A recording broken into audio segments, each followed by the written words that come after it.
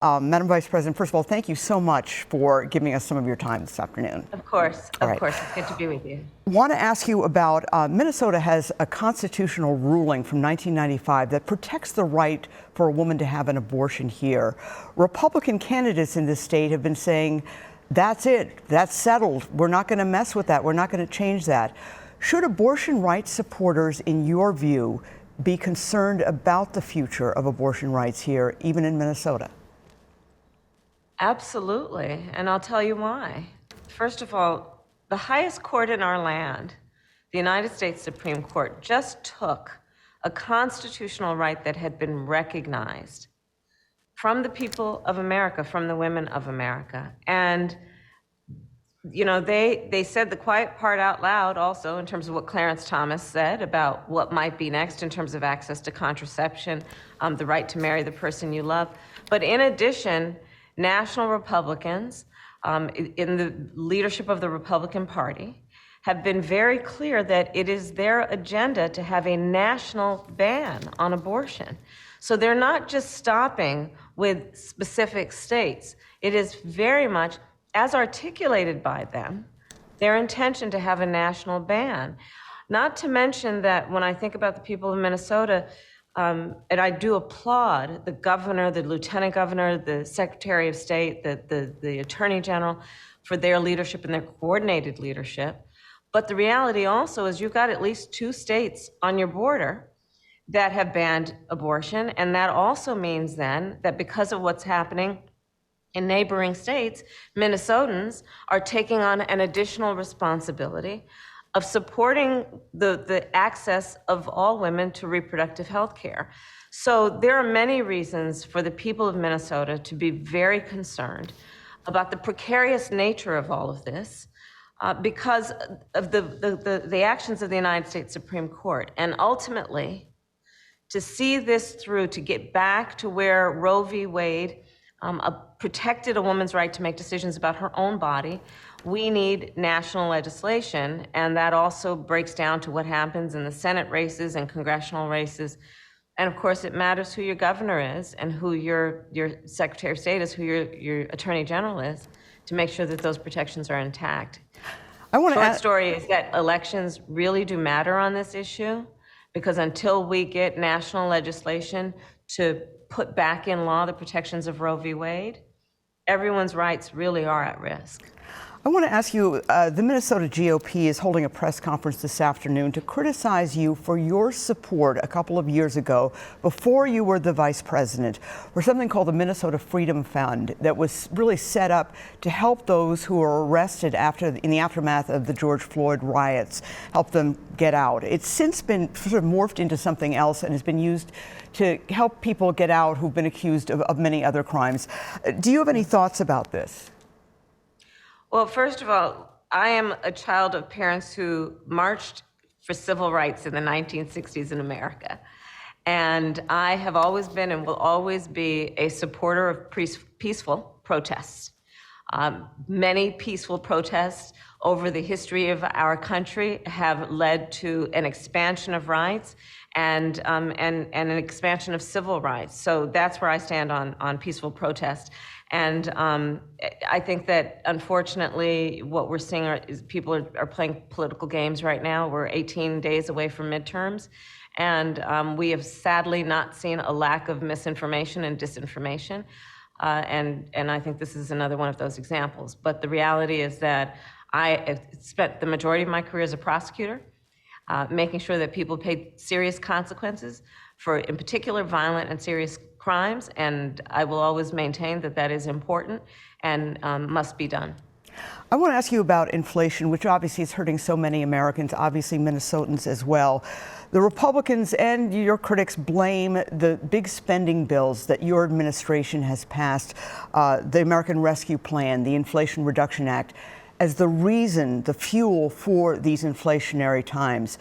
Do you agree with that? Do you think that your spending bills are responsible for inflation? So I travel our country talking with families, with individuals about the things that keep them up at night. One of the issues that keeps people up at night is the cost of health care. The Inflation Reduction Act, for the first time, is going to allow Medicare to negotiate against the big pharmaceutical companies to bring down the cost of prescription drugs on behalf of 60 million Americans. I have talked with so many families, in particular seniors, about the burden of the price of paying for insulin as prescribed by a doctor. Seniors who have to make a decision about whether they can fill their prescription or pay their rent, fill their prescription or buy food that they need to eat. We, for the first time, through the Inflation Reduction Act, are going to cap the cost of insulin at $35 a month. When we look at what we need to do to support working families, it is us who passed a tax cut for parents of up to $8,000 more in their pocket to pay for food, medicine, and school supplies for their children. So this is the work that we have done, and it's been about solutions. It's been about seeing and understanding who American families are and the need that they have for us to relieve the burden that these days bring, and in particular, support them with the essential things that they need to do to have a quality of life. If I can go back to abortion, politicians are certainly allowed to change their position, change their minds.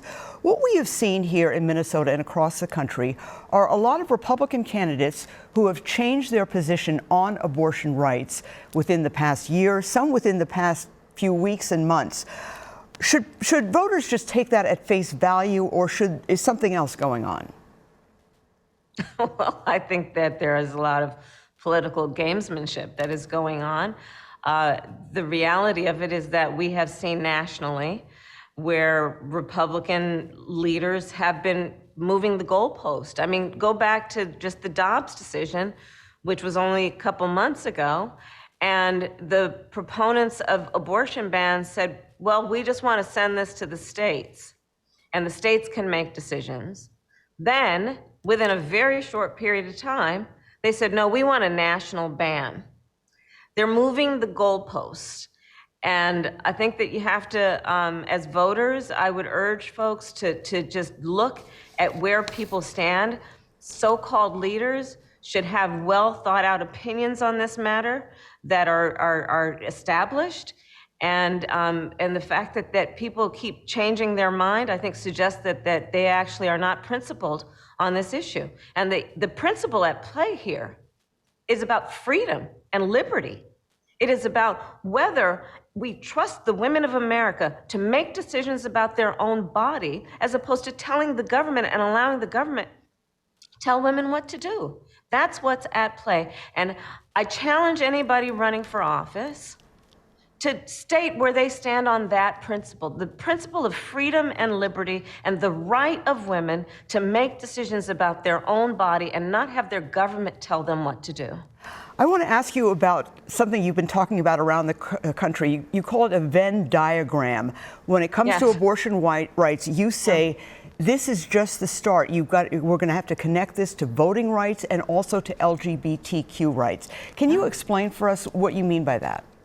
Sure. So I asked my team, basically a Venn diagram, those three circles, and see how they overlap in the intersections. And I asked them, let's look at from which states are we seeing attacks on women's reproductive health, which states are we seeing attacks on voting rights, and which states are we seeing attacks on LGBTQ plus rights. And you would not be surprised to know there's a pretty significant intersection. And you know it when we look at states that are passing laws criminalizing healthcare providers, doctors and nurses, for providing reproductive health care, states that are doing it with even no exception in the case of rape or incest, which is just absolutely immoral, that you would require somebody to lose all ability to make decisions about their body, especially after they've endured such an act of violence and violation. We have seen those states which have passed laws that make it illegal to give people food and water for standing in line while they're voting and waiting to vote. And then we're seeing some of those same states that are passing, laws don't say gay or book bans. And I think that it's important for the American people to see what's happening right now. One of the great strengths, I believe, of our nation has been that we are constantly striving for progress and to continue to strengthen our democracy. And one indication of that has been the work that we have done through generations to expand rights. And now, in these last few years, we're seeing a push by some so-called leaders to restrict rights. I think that should give us all pause. Well, Madam Vice President, thank you so much for joining us this afternoon and appreciate your time. Thank you. It's good to be with you. Thank you.